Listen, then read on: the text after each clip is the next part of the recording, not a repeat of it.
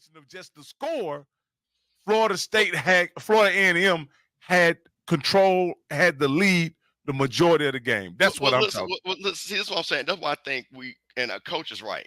That's why I said we're using the wrong verbiage. And that's what we're majoring on a minor. You know what control is? Is that I'm driving that ball on your butt every time I get it. And I'm coming down and I'm kicking a field goal or I'm scoring. Every time they kick it back to me, I'm driving it back down. And field possession played a role in this game as well, too. Guys, Jackson State had 400 yards offense. Was you controlling? Even though it was different, it was more rushing than passing. If you look at the stats, you would say Jackson State had control. They missed 3 field goals, guys. 3. That's enough to win the game. Coach, if the game 55 minutes long, they lose, Coach. It ain't 55 minutes long. No. Okay, that's my point. And they don't lose. They win. That's crazy. Again, if the game is 55 minutes long, Coach, what I'm simply saying is, Coach, and all these Jackson State people act like I'm trying to not give Jackson State credit. They won the game. What other credit do you need? Let me say this. Well, it's been a long time coming, number one. Let me say this. If Valley played Jackson State, Valley come out and score first.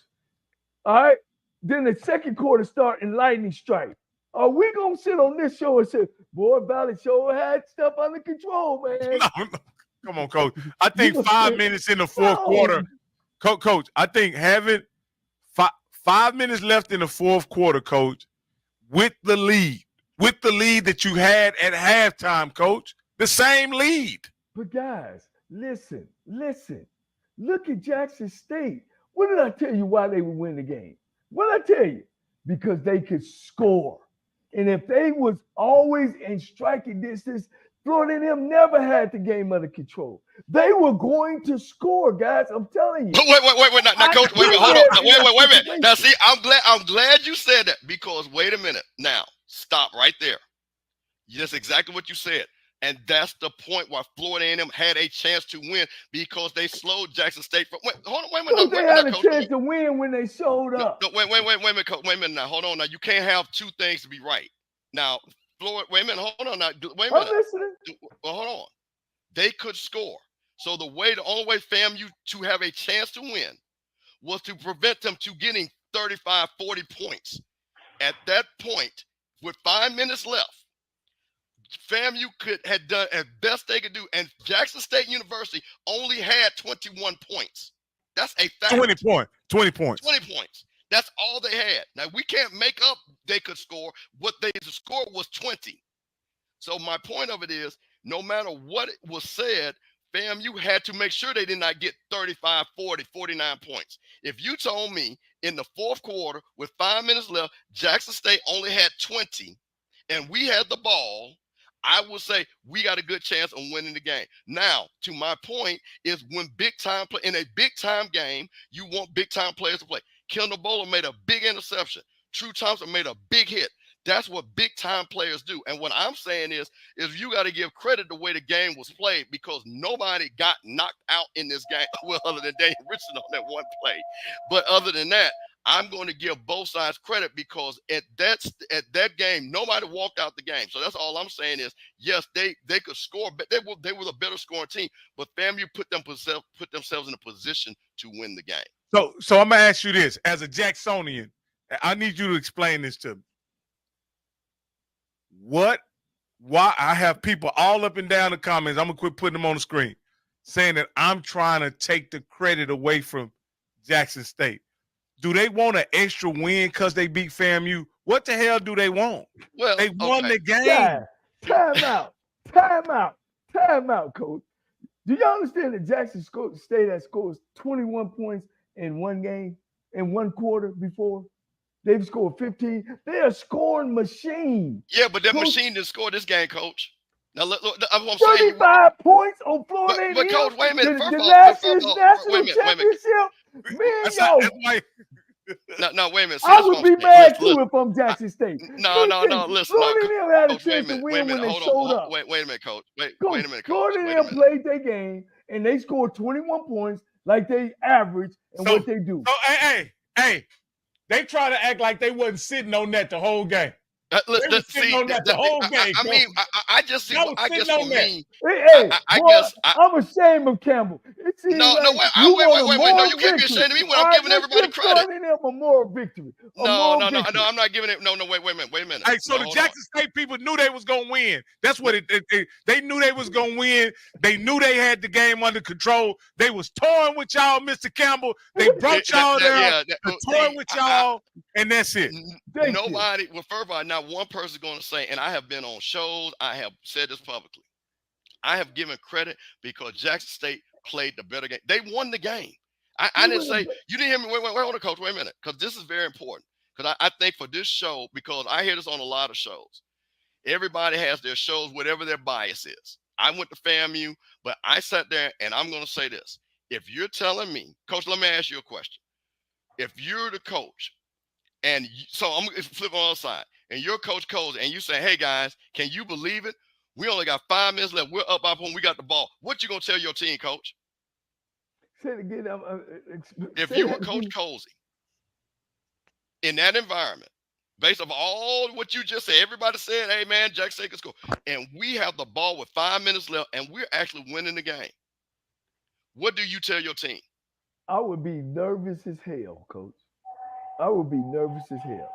And I would be expecting them to score. So my whole play calling would be, I need to get one more score. Now, this is the coach's corner. See, this is why I want to get out the bits. Thank you, Coach. Now, I wanted to get to this part. This is HBCU Coach's Corner with Johnnie Cole. This is where the argument and what people from FAMU were upset because we did not see that in the game, what you just said. The aggressiveness of saying, you know what? 1 point is not going to win this game. One more touchdown with 5 minutes left can win this game. And the play calling that were a lot of people, again, I'm not going to sit up here. Coach Henry and them saw something. I'm in the stands. But to your point, we did not see the aggressiveness that we thought, hey, let's try to win the game. Let's try to win the game. We had a soft toss, a run, not saying, you know what, we're going to spread these guys out and we're going to let our quarterback who has 40-plus starts win the game. That's what we did not see. And that's why I'm agreeing with you, and I'm glad you pointed that out. But, Coach, can I say this? Oh, absolutely. Florida A&M been doing that all season. Yes. They've only been scoring like maybe one touchdown in the second half to win the game. And unfortunately that the kids. No, they've been doing just enough to win, is what they've been doing. And the teams they beat couldn't finish. Jackson State was going to finish. As a coach, I know that going in. We got to score some points, Coach. We can't sit there with 1 point and I'm feeling comfortable. I guarantee you this. Coach Cozy didn't, and I ain't even got to ask him. And never one time did he feel like he controlled the game. See, that's what I'm saying. But you see, let's stop it. See, that's what I'm saying. We're majoring on a minor. That word is skewing the conversation. That's what I'm saying. Nobody. And the other word is we led the game for 55 minutes. No, Coach. What I'm saying is, listen. If I go into a hostile environment, and you understand, I've heard women. Now, let's not be crazy. I've heard coaches, and if you want me to do this, I'm that type of guy. I'll pull up you to a coach. Hey, you know what? We want to be in, and we went to a hostile environment. We want to be at the end and try to win it at the end. Now, don't say we have not heard that, Coach. That's coach speak one-on-one. Would you agree with that? Coach, let me say, I know where you're going with this, Coach. Now, if you're going to be Florida A&M, Blue Blood, then you be Florida A&M. We're talking about Florida A&M, national champions, have won all the stats you give us, have beat everybody but Jackson State. Hell no, I'm not going to be a moral victory and saying, you're not listening. You're not listening to what I'm saying. Coach Kevin, can I finish? Yeah. No, I'm not going to be saying in the third and going, all right, guys, we up by one. We in a great position. No, I'm not going to be saying that because we're not. If we ain't up 2 or 3 possessions, then are we saying we right where we want to be, guys? Let's finish it out and score. Well, That what do you? was Oh, so I'm gonna possession. ask you the question again, Coach, for the third time. Because what do you? Okay, so because again, Am we I going in missing circles. Rocky? Please explain. Well, Coach, I think what you're missing is you're thinking about coaching the game through a victory in that situation, and what Coach Campbell is saying is what coaches say ad nauseum in press conferences. I want to go in a hostile environment with a chance to win in the fourth quarter. That's what they say all the time, whether it's Alabama, Tennessee, Georgia. I want a chance to win in the fourth quarter. That's what they say, Coach. Either they're lying to us as coaches, right? Or what are they doing? Are they playing on our intelligence? I would love to hear that from a Nick Saban. I'm the mother. Oh, I'm yeah. the MF. I'm the top team. I'm not the top team. I'm not going in there and I'm the team and I'm supposed to win the game of saying, oh, okay, we good because we're going into the fourth quarter by one. Yeah, guys, I've heard that saying. I've heard that saying. But I don't think, and if y'all can show me and find a clip where you're talking about the blue bread programs, talking about, man, we right where we are. We really wouldn't even we in a position. Hey, you don't want to bet that money because I'll send you 50 clips before the end of this show. So I'll send you 50 clips. Of a major program. Okay, let me close this out. Let me close this out because I think this is important. Jackson State played championship football Saturday. That was a championship game. FAMU play, and what to the things that has hurt FAMU, to Coach's point, is what we saw. The lack of being able to score in the fourth quarter, not being able to run the ball. And Coach, this is another thing too. Let me ask you a question, Coach. Because I want to, because like I said, I don't want to get into barbershop stuff. I want to get back to your knowledge of game. We saw a lot, and this is what a lot of people in the stands saw. We did not see FAMU throwing it, as I like to say, past the sticks. We saw them, if it was 3rd and 5, we saw a pass that was 3rd and 4. We didn't see something 3rd and 8, 3rd and 8. What is the mindset of a coach when you say, is it because I want to try to give it to my guy quick because the defense is too fast and I want him to make a play to get the first down? What is the mindset when you, instead of throwing it past the sticks, compared to, I want a guy to run for the first down? Well, when you're coming into the second half and you meet at halftime, you make adjustments. All right, you've already started setting stuff up in the first half. Florida A&M, to me, you always keep 1 or 2 in your pocket. That what I call a Chinese touchdown. Not nothing against Chinese people. Some trick play. All right, because I don't want our show to get, y'all against Chinese, no, or trick play. You know what I mean? Some that I've been setting up, some explosive play that I know. You know what I'm saying? Or I want to get close enough where I can get a field goal. But I've never went into a game and at halftime or whatever, guys, and say, man, we it was to me, what that mindset is, Rocky and Bishop, is really they better than us. And I don't look at Florida A&M like that. I think they're not creative in the second half. They're not explosive. I think their defense give up the run game too much. You know what I mean? And we both can agree. Let me finish. We both can believe is the defense run game win games. So maybe I'm missing your question. Okay, so I'm talking about the game. In the game, because this is important. What we didn't understand. In the game, there were opportunities that FAMU had, and the down the distance was a 3rd and 5, a 3rd and 6, not no 3rd and 18, 3rd and 20.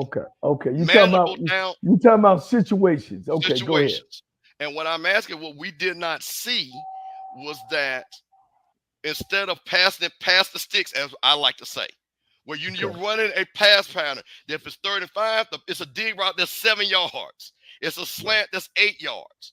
What we constantly saw was passes that were, if it was 3rd and 7, the pass went 3rd and 5. So my question was, what was the consistent calls, and what was Coach Henry thinking there was it because, and in your situation when you've seen it, because you've had the superior teams and you've had the not superior teams, but you had to attack that defense. What was his mindset there? Because a lot of FAMU people want to know that. Well, I think what it was that they were only up by 1 point, and he's trying not to get that turnover and throw the ball down, because some of those situations were predictable situations, meaning, all right, I'm 3rd and 7. For me to try to get this, I got to go downfield. But no, I don't want to go downfield. I'm up that 1 point. Let me throw another short yard, and maybe one of these kids can break a tackle and get the first down. You know, to me, you know what I call it? I call that I'm trying not to lose. I'm not trying to win.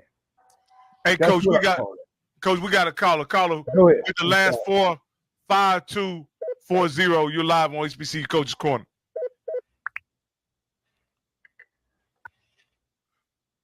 Go ahead. Go ahead. I went back and watched the game. I said, we're going. I went back and watched the game. I said Jackson State had the better team. But I think this was too easy to Brad, FAMU wins this game. It was two even teams. Ain't nobody never had control. What was the difference is when it was Tyler make a play, Jackson State made a play. So we could have said, you know what I mean, FAM could have did some things different. Jackson could have made that field goal. You know what I mean? This guy was up in the air until the last 5 minutes when that fumble happened. After that fumble, that was a wrap. So if it was 7 games, there was a 7-game series, they'll be going down to the 7 games. So both of them was evenly matched. It's just Jackson made a play when it counted. That's it. Hey, man, I appreciate you. Yeah, I will agree with you guys. 1 point is not control of the game, but it's definitely leading the game, and so that's what I'll say about that. Oh man, yeah.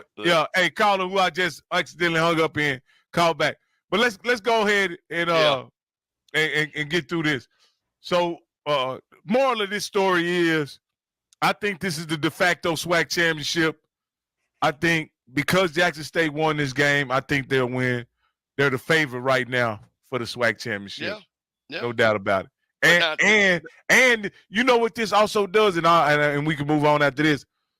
FAMU is no longer the SWAC boogeyman. Well, here's what I'm gonna say. This is why every game matters, because I will say for both Jackson State and FAMU, the season's not over. And we saw, unlike the previous runs where Jackson State ran through everybody, FAMU ran through it, Jackson State lost the game to Grambling. They actually lost the game that they shouldn't have lost. So now I'm hoping that TC Tate, who I think has a pulse of this team, that he lets these guys know our margin of error is not like the prime error. We have a smaller margin of error. Same thing in this game. This game could have went a totally different way. So the margin of error is smaller for this Jackson State team. So what they're going to have to do is don't take Bethune-Cookman for granted, okay? That's going to be a hard-fought game. All right, guys, we're going to pick these MEAC and these AAC games right quick. We got Howard and Norfolk. I'll go first on this one. I got to take Howard. I don't see, Norfolk is on Coach Odom's so long tour. I don't see him getting his contract renewed. I see him on his way out. How do you guys see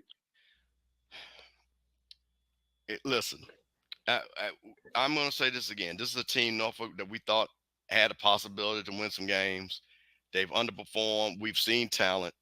I think, again, Howard did get beat homecoming. This game is at Norfolk, I believe. Howard, I think this game's going to be close. I don't think Howard's going to blow them out. I think this game is going to be close, but I think Howard pulls us out by a field goal. At the end of the day, who cares? I'm going to choose Norfolk. Maybe they give my man a going out present, Coach. Oh, you going to take Norfolk? Yeah. Okay. All right. Here's another good one. Morgan State and NCCU. I see this game. I'm going to take NCCU, but I expect, like Coach Campbell mentioned, I expect it to be very competitive and to be decided in the fourth quarter. NCCU got so many. They rolling. They feeling it. I don't care what the score is. They're gonna win this football game. Hey, this is Morgan State's first MEAC game. Central has played well. Again, they're number one in the HBCU poll. I don't think they're going to lose at home. I think Morgan's going to give them a game, but I think NCCU wins by 2 touchdowns. They pull away late. All right. Hey, and here, I think I got Campbell in this NCAT versus Campbell game. My question is, can NCAT keep it close against the Whites? No. And you know what, at Campbell, they were one of the most hyped PWI teams with Mike Mentor, #1 recruiting classes. They're going to beat Jackson State. They're going to beat another HBCU, and then they didn't do anything. And they never had a winning season. So, Campbell, this game, I know we had to put it on here because it's North Carolina A&T, but yeah, Campbell wins this game. And North Carolina A&T, y'all say y'all ain't got no money, but I saw a stat that you had the most alumni that made over $100,000. Y'all better start getting them pennies together, get ready to buy that coach out. All right. And I got South Carolina in this one.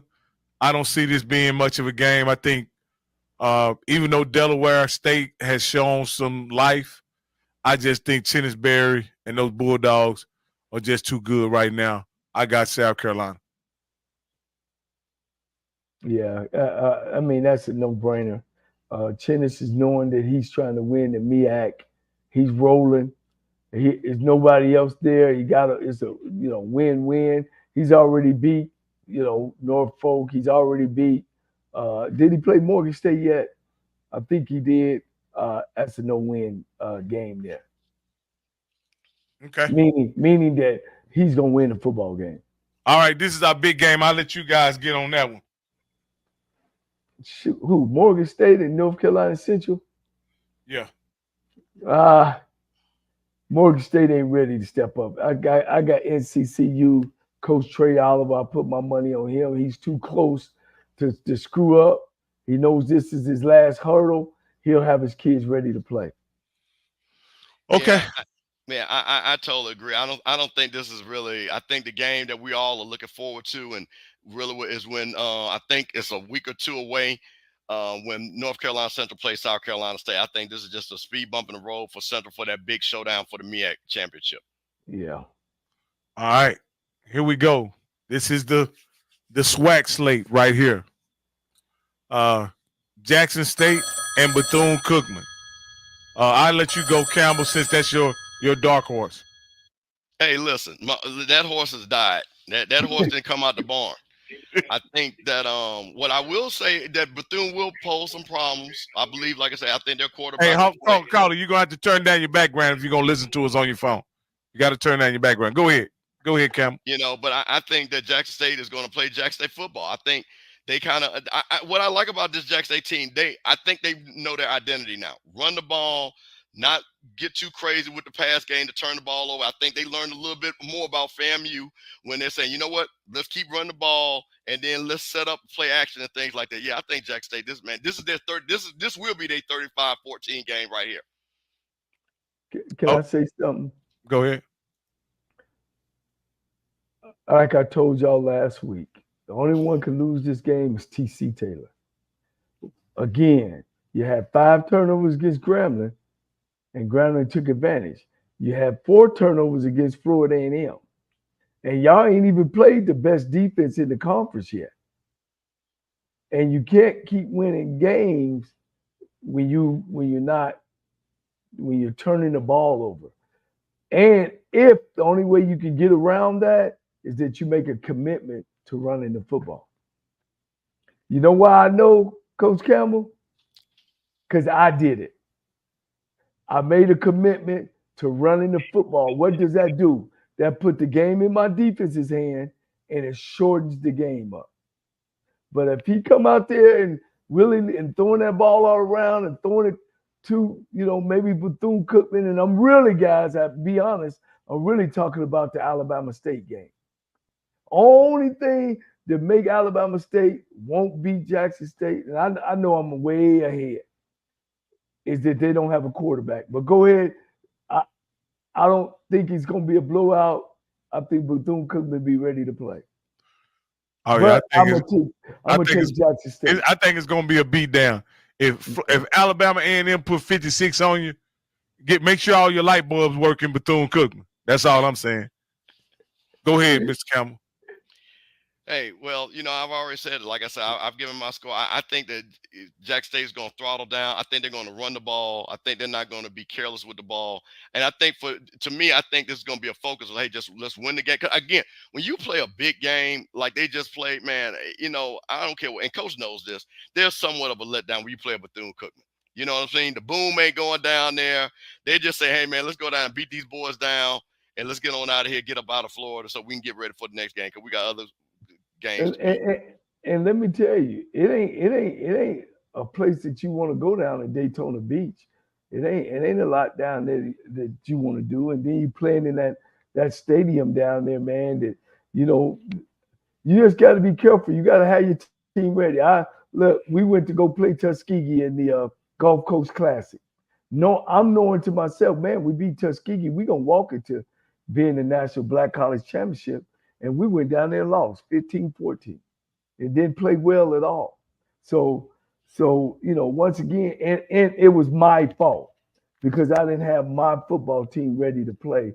Just like you said, Coach Campbell, it was my fault.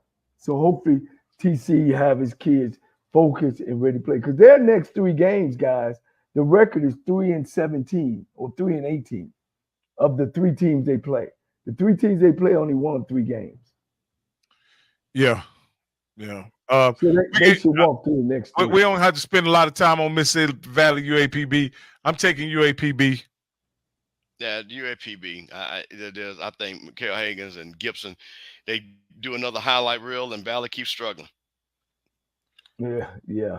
All right. So we can go to Texas A&M Commerce and Prairie View. I really want Prairie View to win homecoming, but I don't think they will.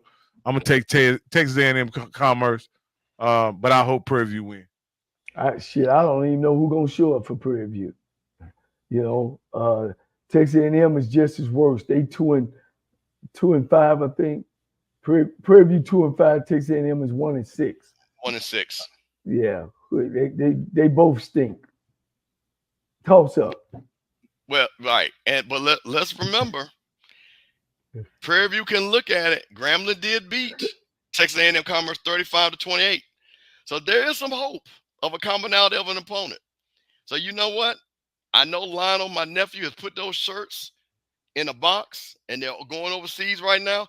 But Lionel, pull that shirt out one more time and have belief. Prairie View by 3 points, beating Texas A&M Commerce. The shirts stay alive for another week. Oh, okay. I thought about this next game. I thought about making a slide for it, but in the grand scheme of things, because of who Alabama A&M is, it ain't worth a slide. And so I'm going to take Alabama State in the Magic City Classic. I don't see any reason why Alabama A&M should win this game.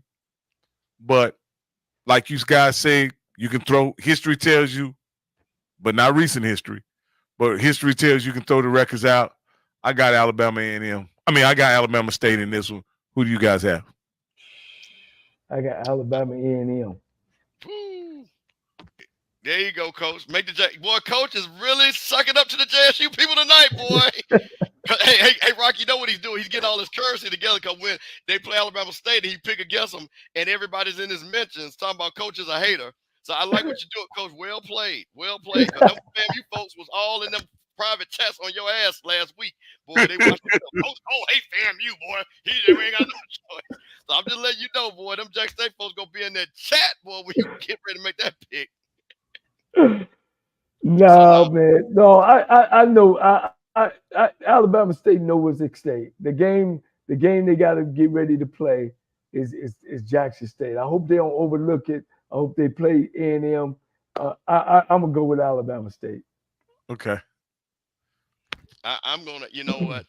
I'm gonna say this is one of those games where, because we know Alabama State struggles, it looks like maybe The offense is coming around a little bit for Alabama A&M. And see, the problem is can you get just enough to beat them? I don't think Alabama A&M is going to do it. Hey, listen, I'm a believer of Coach Williams. He came on this show. I think those guys are focused. I think they understand and know who and what they are. And I think they're going to put the hammer down on that offense against Alabama A&M. And I think Alabama State, hey, man, walks out there with their 4th win in the Magic City Classic. All right, guys. This is a big one. This is a huge one right here. At the beginning of the year, you had told me the implications that are on the table now would be on the table. I wouldn't have believed you. But Southern coming in 3-0, Jackson State coming in off a tough loss to, Florida A&M coming in off a tough loss to Jackson State. I mean, I just can't see this FAMU team led by Daniel Richardson losing 2 in a row, especially not in Bragg. I have FAMU winning this one. And I'll even give you a score on this one. I'm going to say 28-10. What do you guys have? So if Florida A&M loses, Jackson State walks into the championship. No. That's not if Alabama State head-to-head. Now, Alabama State has lost to Florida A&M, right? Yeah, they lost to Florida A&M. But this would be our our second second one loss. We'd have 2 losses, but Alabama State would only have 1 if they beat If they run the table and beat Jackson State, they would actually win the East. Okay, I got you. So, yes, Alabama State is – and everybody's rooting for FAMU to lose this game. So this is a counter. Yeah, this counts. For both teams. For both teams. So that means Alcorn will still be in second place, hoping Southern loses another game. Correct. But they need to get this loss so Southern can get to a second loss. Right. And then Alcorn also got Jackson State to play. That they do. And it counts. And it counts, but it's down in the reservation. Woo. Man, it's tough. Yeah. Well, what you got, Coach? I got Florida A&M. I'm Southern is just too inconsistent right now. They don't know who they are. They got players, and they just don't know who they are. You know what I mean? And they've showed that over and over again. Struggling against Texas Southern. They've showed that over and over again. You can't make those mistakes and beat a Florida A&M team that's well coached. So here, this game, and when I looked at this, I thought the Alabama State game was the second most important game. This game is not the second most important game for Coach Colsey this season. Because here's what happens. You lose to Jackson State, you can kind of say, hey.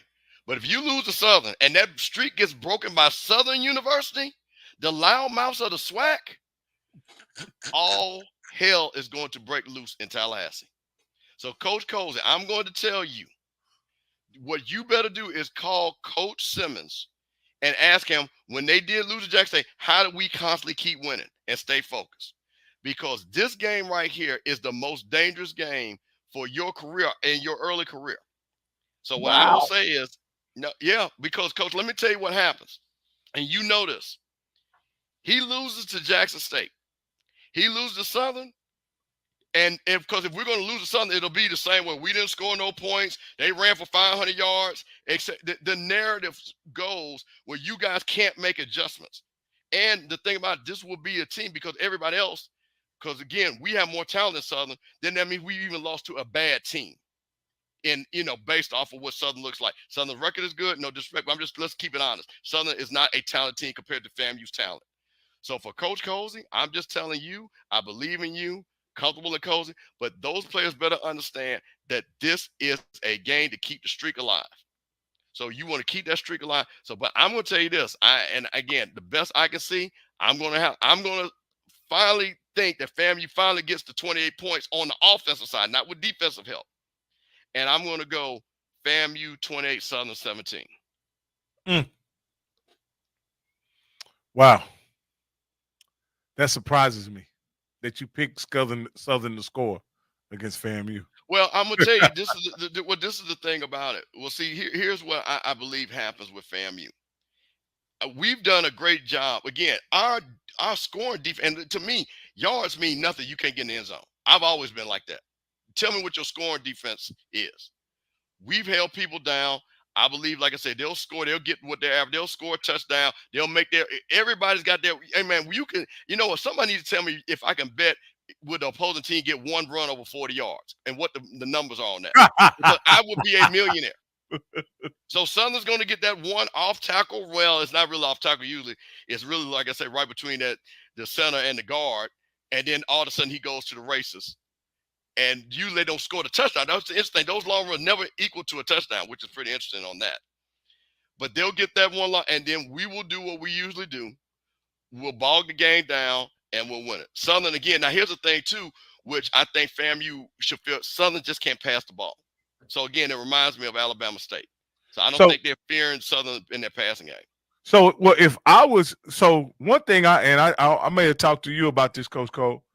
One thing I think Alcorn did that was peculiar to me is even though Southern ran the ball 50 times, they stayed in a too high look the entire game, like they were fearful that Southern might beat them through the air. And I'll ask you, Mr. Campbell, about your Rattlers and Coach Cole. You can make a comment on it. At some point, I think teams should force Southern to pass the ball. Force Noah Biden to drop back and pass the ball. Alcorn didn't do it. Do you think your Rattlers would just make them be one-dimensional and force them to pass? Are you asking me? Either one of y'all. Go ahead, Coach Coach Campbell. Okay. Well, here's the thing. I totally agree. Southern can't throw the ball. They can't. So, but you got to understand something. To play the defense you're talking about, you got to have corners. You got to have corners. FAMU has corners. Kendall Bowler can get up there on that guy and say, "Hey, look, you guys protect." Which again, I'm saying this, but sometimes we don't see that happen until the second half. But I think we're comfortable enough to saying that our defensive backs can man up with Southern, and like I said, we can keep that running game because Southern's not going to throw the ball 250 yards. They're not going to have the balanced attack. They're going to have what they did against Alcorn. The question is, again, don't turn the ball over and you score. So now I think that for FAMU, that won't be a problem. Now in the Alcorn game, Coach Frederick, the offensive coordinator, had like a controlled passing game, throwing a lot of passes at or just beyond the line of scrimmage. You know what I mean? Not going down the field very, very much at all. And they were able to, put up some type of semblance of a passing game. But to me, all those passes are just an extension of the run game. And so, Coach Cole, what do you think would be the strategy if you were defending Southern? Well, definitely, like you said, I would take away their run game. If you go back and look at all their stats, like I told you guys earlier, they really don't know who they are, and when they struggle throwing the football, they have turnovers, and then the turnovers put them behind. They're not a behind type of team. You know what I mean? When they play from behind, they don't do very well. I mean, they was playing from behind against McNeese, end up losing 21-7. Playing behind against Nickel State. And they not that team. They still trying to find out who they are. And it's too bad for them. I mean, you got a new coach in there. Some of that's probably it too. So I think Florida A&M makes adjustments. I think they do what it takes to get the game turned and make sure they win the game. All right, guy. This is a game that I thought was a big game because this is another game where Mickey Joseph goes into a game I believe he should win, but can he pull it out?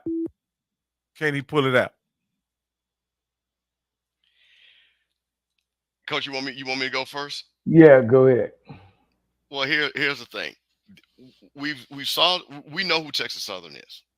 We've seen them play. They're once again offensively challenged. kind of reminds you of Southern a little bit. I don't think they're going to get anything in there. I think, again, Grambling has talent. We've seen talent on this Grambling team. The question is, again, can you score enough to beat Texas Southern and their defense? I think Grambling could do that. I think this is, again, Grambling has a balanced attack. I think, again, we're not looking for Miles Crawley to be the SWAC player of the year. I think, again, this is where Miles Crawley, can you get to 200 yards passing? Can you give me a touchdown throwing? And we leave it in the running game's hands, and then we shut them down on defense. So, man, I'm going with Grambling, man. I just think that Grambling knows where they're at. I think, again, Texas Southern with the quarterback situation, I think it's just not boding well for them. So I'm going with Grambling. Yeah. Texas Southern, too, don't know their identity. Every week is a different quarterback. Every week is a different front. Every week is a different running back. I think coach is just trying to find his way. They play so inconsistent every week. You don't know who's going to show up. Maybe they might put it together, but I just don't see it. I got Grambling winning football. Grambling got more to play for right now than Texas Southern. I definitely think Grambling is gonna win the game, and I think this if Grambling can't lose this game, Coach. I just think Grambling has a schedule that's set up for them to compete for the West Championship. And even though Southern is off to an amazing start already, I just think somehow, some way, the Bayou Classic is going to mean something. And it's going to give Grambling an opportunity to play in the big game, in my opinion. I don't know who will win, but that's what I'm hoping. Right. Hey, guys, this has been another outstanding show. We can hang on probably for another 5 minutes if we got some callers who wants to call in and take some calls. But we got a call on the line now. Caller 0527. You're live on HBCU Coach's Corner. What's your name and where you calling from?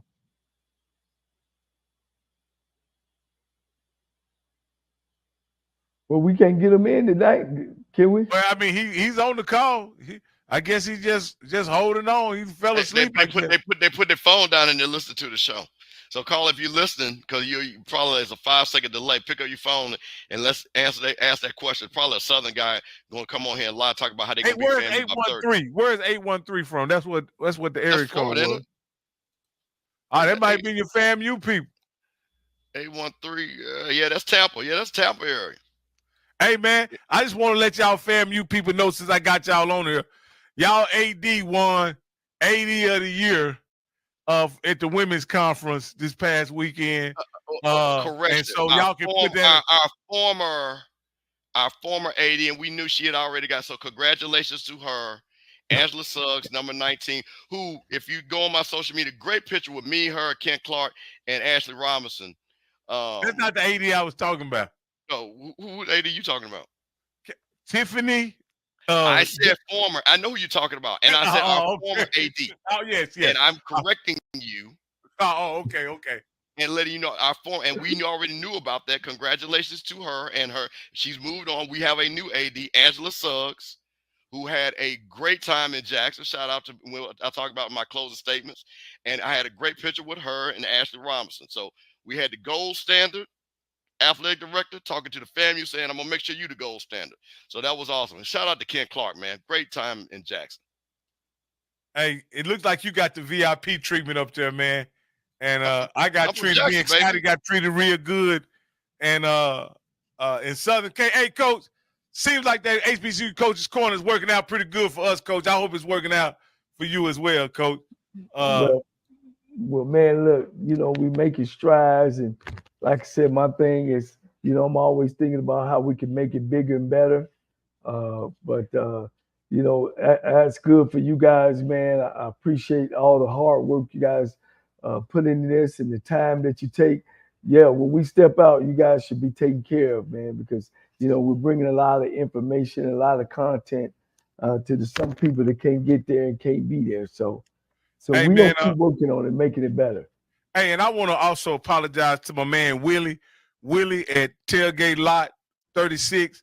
He invited us over, man, but there was so much food, so much liquor. where we was, I didn't even move from the tailgate. I did take a tour, a grand tour on a golf cart and whatever. Hey, and like I say, I won't go into it. Scotty summed up the experience a great deal, but when I was on a golf cart and I was able to see the entire spectacle that is Southern homecoming, these eyes have been blessed. I'll just say that. Let me one of our fans sent me this. Something happened to a young man in North Carolina Central. He actually caught a heart attack and passed away. And they got this big old gym up there that they had. It's a huge gym that they have. I mean, man, time I was up there for the interview, I want to say, Coach, they got at least 12 baskets. It's huge. Well, anyway, some things happened where they weren't able to secure the place, and the kid had a heart attack and ended up, there was no defibrillators around, there was no emergency plan in place. He says homecoming season is at this peak, so I will wish everyone a happy, fulfilled, and safe homecoming. I have a special request for all leaders at the various HBCUs and universities everywhere. I mean presidents, trustees, ADs, significant donors, etc. Please love your universities more than your fraternity brothers, your ex-teammates, your ex-roommates, etc. When it comes to appropriate personal practices, renewing contracts, hiring, firing, poor performance, don't place your personal loyalty or fraternity brothers in front of the best interests of the university.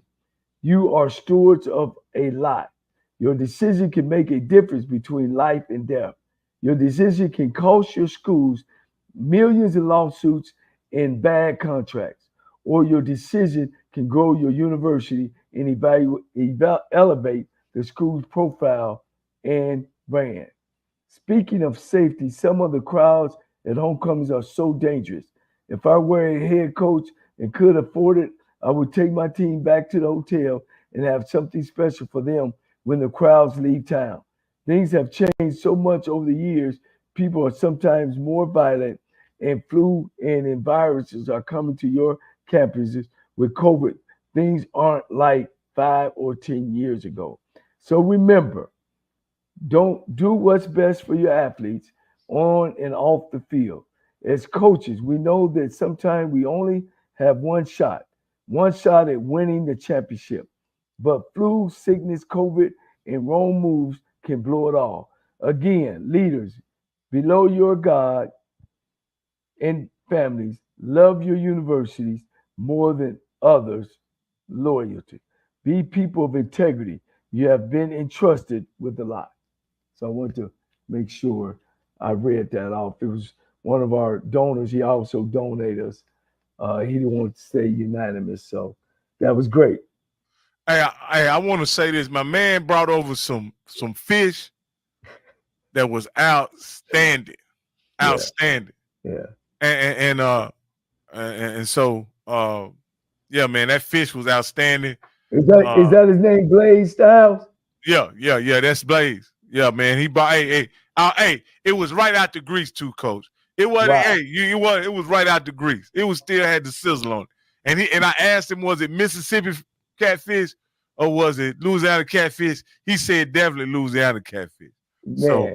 Man, you guys gonna be celebrities, boy. Y'all sending sweet boxes and tickets everywhere. You know, that's a good thing, man. That means we touching the right people. Hey, man, it's like I say, it's an amazing experience, and I look forward to having more. Like I say, I'm going to Prairie View and spend some time with my daughter and my wife, and we're gonna enjoy Prairie View's homecoming this upcoming weekend. Any of y'all see me around, holler at me, man. And I don't know, I have no idea what to expect at Prairie View's homecoming. It's a bunch of smart, educated, very successful people at Prairie View. And those Southern, one thing I do know, there probably won't be as many RVs and as many golf carts as I saw this past weekend. Cause ain't no recession in Louisiana, baby. Now they got plenty of money. what Prairie View do is circle their RVs, and the queues have this big old thing, man. All you can eat, all you can drink all night. And of course, the parking is gonna be crazy. You got to get there early, and the food deal is crazy, man. Hopefully, they made some different changes, but it's gonna be people all over the place, man. Okay. And hopefully I run by my man Dr. Cavill. I know he gonna have a setup. Him and his fraternity brothers. They gonna have a good setup, I'm sure, over there. I need to give him a call this week and see what the deal is. I got another good friend that's traveling from Georgia, so I'm sure he's got something special going on. I wish Bubba all the luck. I wish him and his staff play the right players this week. Man.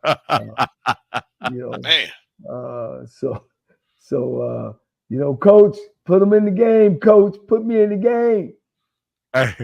Well, I think he played the right ones this week. They didn't lose. Right. That's because they didn't have a game. But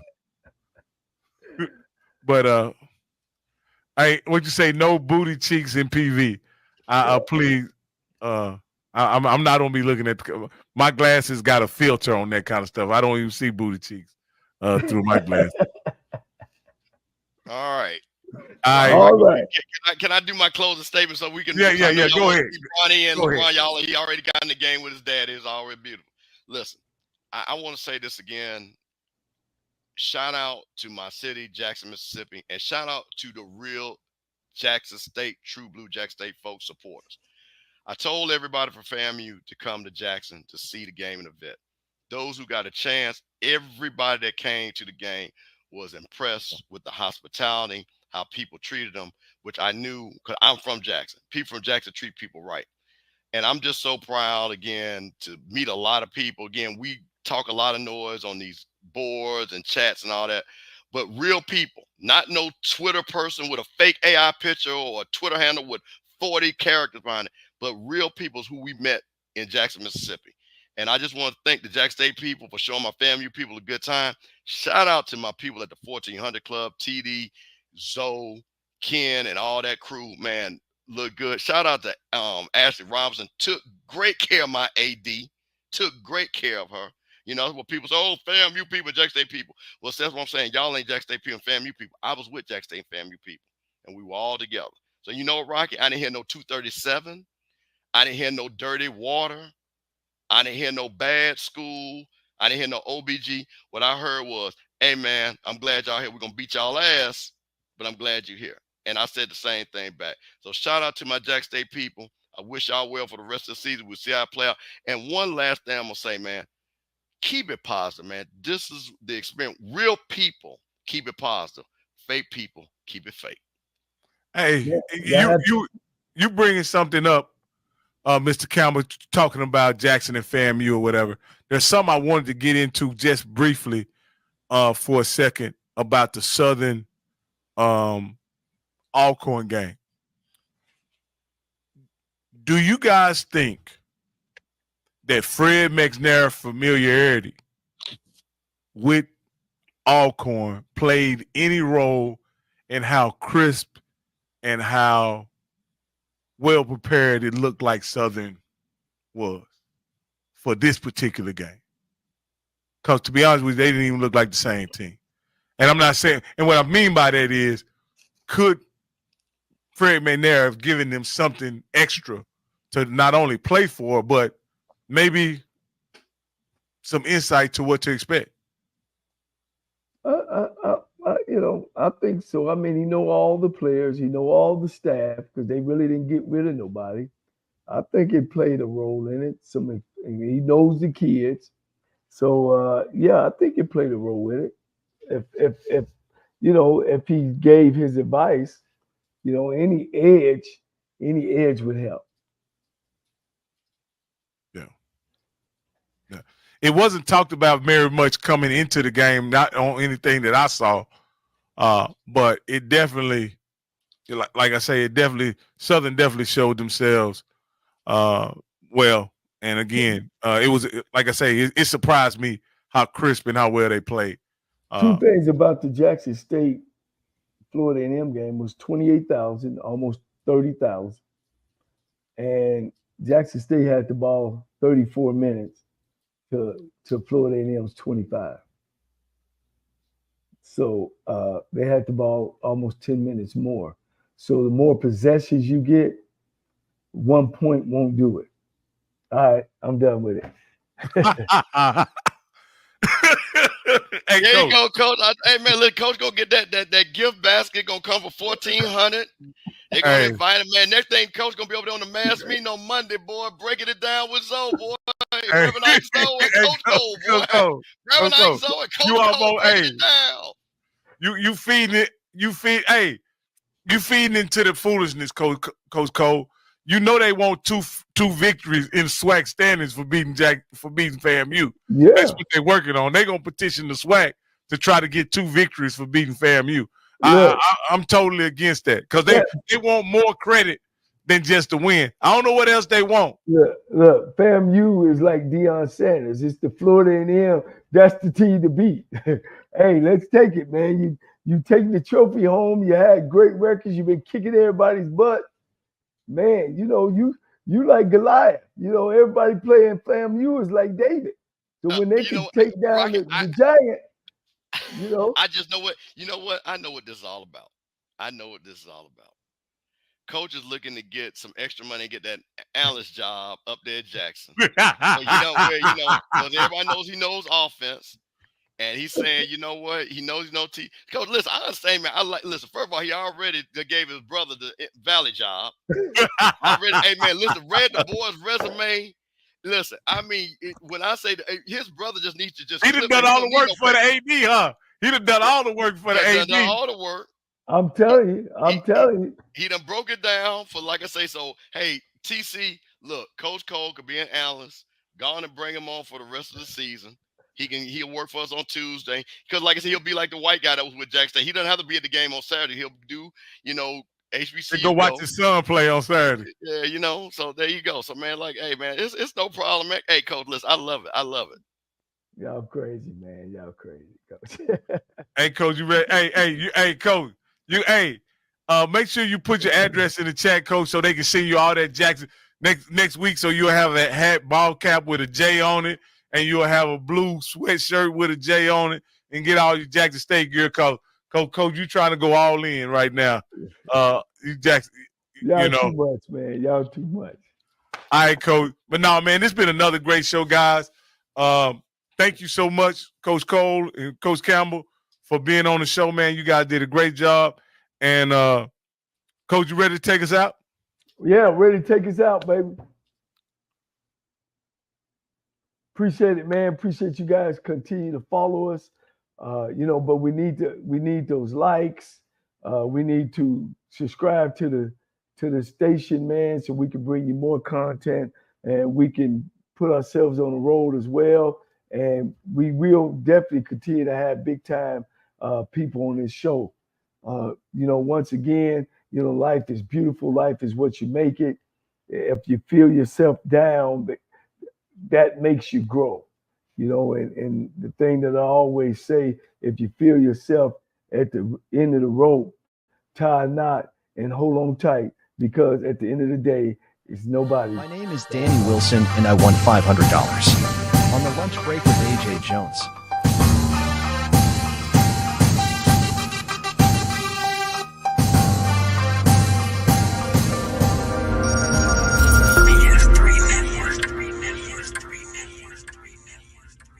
BS3 Network, changing the way you watch TV.